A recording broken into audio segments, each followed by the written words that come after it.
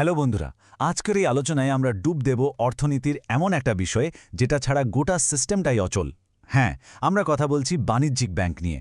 তোমরা যারা ক্লাস 11-এ পড়ছো তাদের জন্য এই টপিকটা কিন্তু দারুণ জরুরি। চলো শুরু করা যাক। আচ্ছা, তোমরা কি কখনো ভেবে দেখেছ যে আমাদের এই বিশাল দেশের অর্থনীতিটা আসলে চলে কি করে? এর ইঞ্জিনটা কি? কে এই পুরো চাকাটাকে সচল রাখে? চলো আজ এই প্রশ্নটারই উত্তর খোঁজা যাক।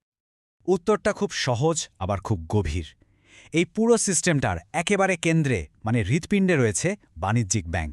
ঠিক যেমন আমাদের শরীরের রক্তকে পাম্প করার জন্য একটা হার্ট দরকার, আমাদের অর্থনীতিতে টাকা পয়সার প্রবাহ ঠিক রাখার জন্য বাণিজ্যিক ব্যাংক ঠিক ততটাই অপরিহার্য। তো আমরা যখন বলছি ব্যাংক হলো অর্থনীতির হৃৎপিণ্ড, তখন প্রশ্ন আসতেই পারে এই বাণিজ্যিক ব্যাংক জিনিসটা আসলে কি? চলো একেবারে গোড়া থেকে ব্যাপারটা বুঝি। দেখো, ভারতে কিন্তু কোনো ব্যাংক নিজের ইচ্ছেমতো কাজ করতে পারে না।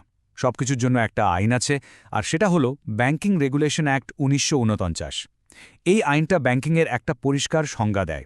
যদি সহজ করে বলি, এর মানে হলো ব্যাংক জনগণের কাছ থেকে টাকা আমানত হিসাবে নেবে, সেই টাকা অন্যদের ঋণ দেবে বা বিনিয়োগ করবে, আর সবচেয়ে জরুরি কথা হলো আমানতকারী যখনই টাকা চাইবে তাকে সেই টাকা ফেরত দিতে হবে, চেক, ড্রাফট বা অন্য কোনো উপায়ে। এটাই হলো যে কোনো ব্যাংকের মূল ভিত্তি। এখন এই বড়সড় সংজ্ঞাটাকে যদি আমরা দুটো সহজ ধাপে ভেঙে নিই তাহলে কি দাঁড়ায়? খুব সিম্পল। স্টেপ 1, ব্যাংক আমাদের মতো সাধারণ মানুষের থেকে টাকা জমা নেয়। আর স্টেপ 2, সেই জমানো টাকাটাই অন্যদের, যেমন কোনো ব্যবসায়ী বা যার টাকার প্রয়োজন, তাকে ঋণ হিসেবে দেয়। ব্যাস, এটাই হলো একটা বাণিজ্যিক ব্যাংকের একেবারে কোর ফাংশন।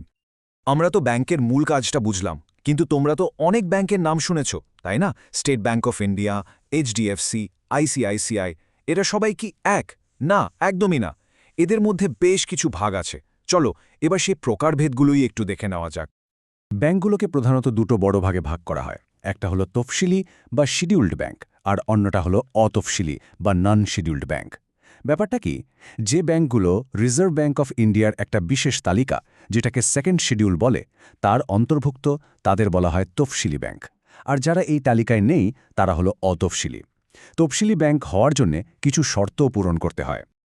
এখন এই তফসিলি ব্যাংকগুলোর মধ্যেও আবার মালিকানার ভিত্তিতে কয়েকটা ভাগ আছে। যেমন ধরো পাবলিক সেক্টর ব্যাংক, যেগুলোর মালিকানা সরকারের হাতে। উদাহরণ হিসেবে স্টেট ব্যাংক বা পাঞ্জাব ন্যাশনাল ব্যাংকের কথা ভাবতেই পারো। তারপর আছে প্রাইভেট সেক্টর ব্যাংক, যেগুলোর মালিক বেসরকারি সংস্থা বা ব্যক্তি, যেমন আইসিআইসিআই বা এইচডিএফসি। আবার আছে বিদেশি ব্যাংক, যাদের হেডকোয়ার্টার ভারতের বাইরে, যেমন সিটি ব্যাংক। আর শেষে একটা বিশেষ ধরনের ব্যাংক হল রিজিওনাল রুরাল ব্যাংক বা আরআরবি। এই রিজিওনাল রুরাল ব্যাংক বা গ্রামীণ ব্যাংকগুলোর মালিকানার ব্যাপারটা কিন্তু বেশ মজার। এখানে কোনো একজন মালিক নেই, বরং এটা একটা টিম ওয়ার্কের মতো। খেয়াল করে দেখো, এর ৫০% মালিকানা কেন্দ্রীয় সরকারের, ১৫% রাজ্য সরকারের, আর বাকি ৩৫% কোনো একটা বড় স্পন্সর ব্যাংকের হাতে থাকে। গ্রামের অর্থনীতিতে এদের ভূমিকা কিন্তু অনেক। তো আমরা অনেক রকমের ব্যাংক দেখলাম, কিন্তু এদের সবার আসল কাজটা কি? সেটা সরকারি হোক বা বেসরকারি, সব বাণিজ্যিক ব্যাংকই মূলত দুটো পিলারের ওপর দাঁড়িয়ে আছে। চলো এবার সেই দুটো প্রধান কাজ একটু গভীরে গিয়ে দেখি। ব্যাংকের প্রথম এবং সবচেয়ে জরুরি কাজ হলো আমাদের মতো সাধারণ মানুষের কাছ থেকে টাকা বা আমানত সংগ্রহ করা। আমাদের জমানো টাকা নিরাপদে রাখার জন্য ব্যাংকই তো সবচেয়ে বড় ভরসা, তাই না? আর ব্যাংক কিন্তু আমাদের সবার সুবিধার জন্য বিভিন্ন ধরনের অ্যাকাউন্ট খুলে রেখেছে। যেমন আমরা যারা অল্প অল্প করে টাকা জমাই তাদের জন্য আছে সেভিংস অ্যাকাউন্ট, আবার ব্যবসায়ীদের জন্য যাদের রোজ অনেকবার লেনদেন করতে হয় তাদের জন্য আছে কারেন্ট অ্যাকাউন্ট। যারা একবারে বেশ কিছু টাকা লম্বা সময়ের জন্য রেখে বেশি সুদ পেতে চাও তাদের জন্য আছে ফিক্সড ডিপোজিট, আর যারা প্রতি মাসে একটা নির্দিষ্ট পরিমাণ টাকা জমাতে চাও তাদের জন্য তো রেকারিং ডিপোজিট আছেই। ব্যাংকের দ্বিতীয় প্রধান কাজ হল ঋণ বা লোন দেওয়া। আচ্ছা, ব্যাংক যে আমাদের থেকে এত টাকা আমানত হিসেবে নেয়, সেই টাকাটা নিয়ে করে কি? ওই টাকাই তারা অন্যদের ধার দেয়। আর এই ঋণের ওপর যে সুদ পায় সেটাই কিন্তু ব্যাংকের আয়ের মূল উৎস। আর এখানেই ব্যাংকের একটা জাদুকরী ক্ষমতা লুকিয়ে আছে। একে বলা হয় ক্রেডিট ক্রিয়েশন বা ঋণ সৃষ্টি। ব্যাপারটা কি? ধরো তুমি ব্যাংকে ১০০ টাকা জমা রাখলে। ব্যাংক কিন্তু ওই ১০০ টাকা সিন্ধুকে বন্ধ করে রাখে না।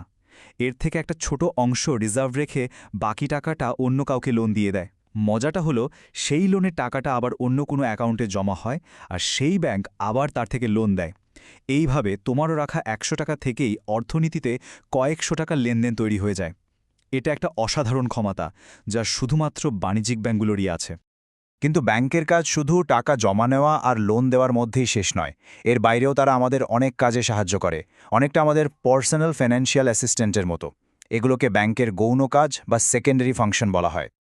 এর মধ্যে কিছু হলো এজেন্সি সার্ভিস, মানে ব্যাংক এখানে তোমার এজেন্ট বা প্রতিনিধি হিসেবে কাজ করে। যেমন তোমার হয়ে টাকা অন্য অ্যাকাউন্টে পাঠানো, তোমার চেকটা কালেকশন করে দেওয়া, বা তোমার ইলেকট্রিক বিল বা ইন্স্যুরেন্সের প্রিমিয়ামটা সময় মতো দিয়ে দেওয়া। এই সব কাজের জন্য ব্যাংক অবশ্যই একটা ছোট কমিশন নেয়। এছাড়াও ব্যাংক আমাদের দৈনন্দিন জীবনের জন্য আরও কিছু পরিষেবা দেয়, যেমন তোমার দরকারি বা মূল্যবান জিনিসপত্র সুরক্ষিত রাখার জন্য লকার ভাড়া দেওয়া, বিদেশ ভ্রমণের জন্য বৈদেশিক মুদ্রা বা ফরেক্সের ব্যবস্থা করা, বা এক জায়গা থেকে অন্য জায়গায় টাকা পাঠানোর জন্য ডিমান্ড ড্রাফট তৈরি করে দেওয়া। এই পরিষেবাগুলো যে কোনো গ্রাহকই নিতে পারে। এতক্ষণ আমরা ব্যাংকের অনেক ছোট বড় কাজ নিয়ে কথা বললাম। এবার চলো একটু জুম আউট করে বড় ছবিটা দেখি। এই সব কাজ মিলিয়ে একটা দেশের অর্থনীতিতে ব্যাংকের আসল ভূমিকাটা ঠিক কী? দেখো, ব্যাংক আমাদের ছোট ছোট সঞ্চয়গুলোকে এক জায়গায় জড়ো করে একটা বড় মূলধন তৈরি করে, যা দেশের বড় বড় শিল্প আর ব্যবসায় বিনিয়োগ হয়। দেশের বিভিন্ন প্রান্তে শাখা খুলে তারা এটা নিশ্চিত করে যে সব অঞ্চলের সমান উন্নয়ন হচ্ছে। আর নতুন যারা ব্যবসা শুরু করতে চায় সেই উদ্যোক্তাদের ঋণ দিয়ে তারা স্বপ্ন পূরণেও সাহায্য করে। এক কথায় দেশের আর্থিক বিকাশের ইঞ্জিনই হলো ব্যাংক। তাহলে সব আলোচনার শেষে আমরা আবার সেই প্রথম কথাতেই ফিরে এলাম, তাই না? ব্যাংক সত্যি একটা দেশের আর্থিক ব্যবস্থার হৃৎপিণ্ড। আমাদের টাকা পয়সাকে সঠিক পথে চালিত করে দেশের শিরায় উপশিরায় পৌঁছে দেওয়ার মতো গুরুত্বপূর্ণ কাজটা কিন্তু ব্যাংকই করে। বেশ, তাহলে আজকের আলোচনাটা আমরা এখানেই শেষ করছি, কিন্তু তোমাদের জন্য একটা প্রশ্ন রেখে যাচ্ছি। এই যে ডিজিটাল যুগ, ইউপিআই, আর্টিফিশিয়াল ইন্টেলিজেন্সের সময় তোমাদের কি মনে হয় ভবিষ্যতের বাণিজ্যিক ব্যাংকগুলোর ভূমিকা কিভাবে বদলে যেতে পারে? তারা কি আজকের মতোই থাকবে, নাকি নতুন কিছু করবে? অবশ্যই ভেবে দেখবে।